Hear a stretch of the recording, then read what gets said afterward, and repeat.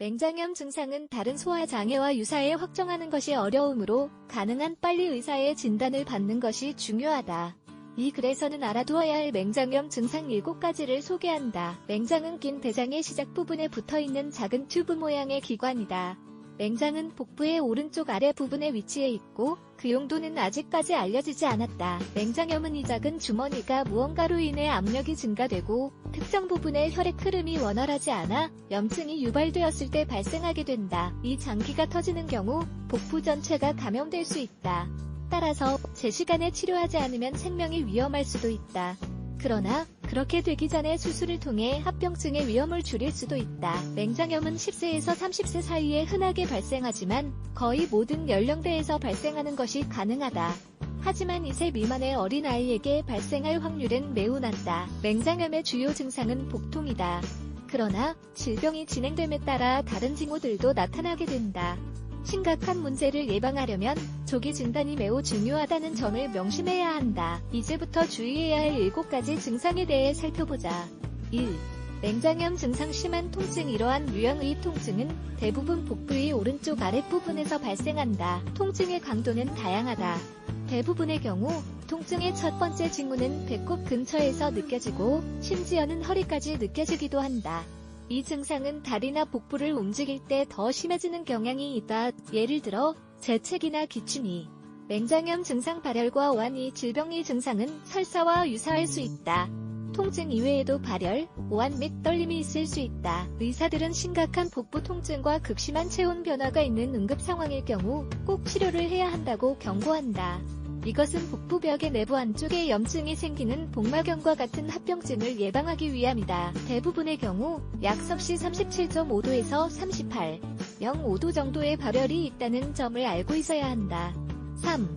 메스꺼움, 구토 및 식욕부진. 맹장염에 걸린 경우 메스꺼움, 구토 및 식욕부진이 동반하는 경향이 있다. 이런 증상은 90% 나타나며 거의 항상 하복부에 통증이 나타난 뒤에 이러한 증상들이 따라온다. 문제는 많은 사람들이 질병을 무시하는 일이 자주 벌어진다는 점이다.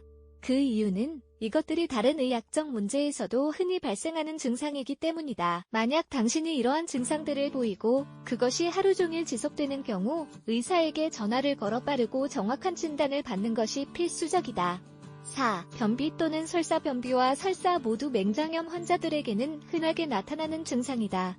다른 증상들과 마찬가지로 이것은 정상적일 수도 있고 심각한 징후일 수도 있다. 그러나 또 다른 통증들이 동반하는 경우라면 전문가에게 검사를 받는 것이 가장 좋다.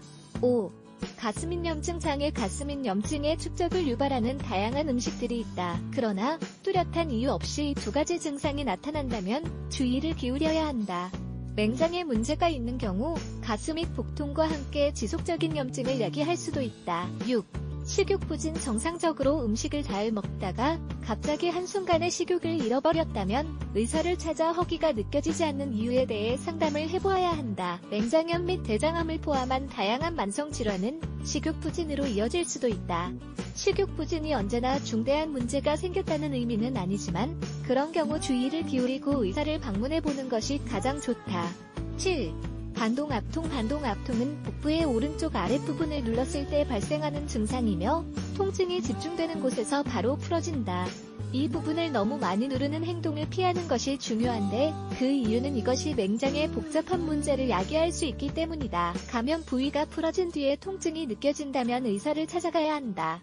만약 당신이 맹장염이라고 의심된다면 즉시 전문가를 만나야 한다. 의사는 정확한 진단을 위해 필요한 검사를 진행할 것이다. 맹장의 염증이 확인되면 수술로 이어질 수 있다. 이 수술은 작은 절개를 통해 맹장을 제거하는 것이다.